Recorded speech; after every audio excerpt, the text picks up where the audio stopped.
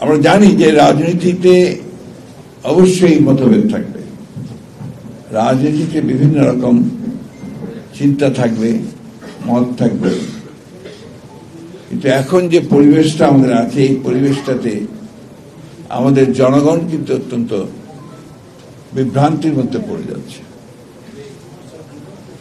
আমরা আপনার লক্ষ্য করে দেখবেন, মানুষকে জিজ্ঞেস করলে মানুষ বলে নির্বাচন হবে তো। এই যে একটা আপনার এক ধরনের শঙ্কা, আশঙ্কা এবং এক ধরনের আপনার হতাশা এসে যায় যে হবে তো। আমি যেটা বলি সবসময় যে নির্বাচন হবেই, এবং যে ঘোষণা দেওয়া হয়েছে সেই সময়টাতেই হবে। ওয়ালটন এখন দেশের সীমানা পেরিয়ে পৌঁছে গিয়েছে 50টিরও বেশি দেশে। ওয়ালটন, ঘরে ঘরে, বিশ্বজুড়ে। এই কারণে যে এর কোনো বিকল্প নেই। আজকে যদি নির্বাচন বন্ধ করা হয় বা নির্বাচন না হয়, তাহলে এই জাতি প্রচন্ড রকমের ক্ষতিগ্রস্ত হবে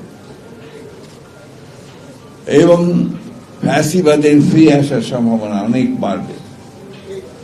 আপনারা নিশ্চয়ই লক্ষ্য করছেন যে বিভিন্ন খান থেকে বিভিন্ন সময় অনেকেই চেষ্টা করছে এই ফ্যাসিবাদকে নিয়ে আবার কথা বলার জন্য, এবং বিদেশেও আপনার এটা নিয়ে কাজ হচ্ছে।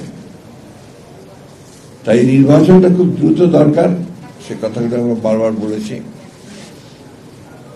এবং আমরা মনে করি যে একটা অবাধ, সুষ্ঠু, নিরপেক্ষ নির্বাচনের মধ্য দিয়েই আমরা আমাদের যে কাঙ্ক্ষিত লক্ষ্য, একটা গণতান্ত্রিক রাষ্ট্র ব্যবস্থা, সেই রাষ্ট্র ব্যবস্থায় আমরা যাওয়ার সুযোগ পাব। ডক্টর মাহাদিন যে কথাগুলো বলেছেন অত্যন্ত বাস্তবসম্মত কথা, যে আমরা সংস্কার করছি। সংস্কারের কথা তো প্রথম বিএনপি বলেছে। বাংলাদেশের যা কিছু পরিবর্তন, শুরু পরিবর্তনের কিন্তু আপনার বিএনপির মাধ্যমে।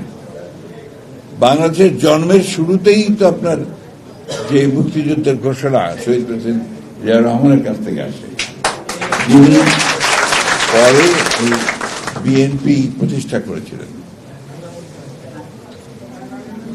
এই জিয়াউর রহমান সাহেব যখন বিএনপি প্রতিষ্ঠা করেন, তখন একদলীয় শাসন ব্যবস্থা থেকে তিনি কিন্তু বহুদলীয় গণতন্ত্র নিয়ে এসেছিলেন।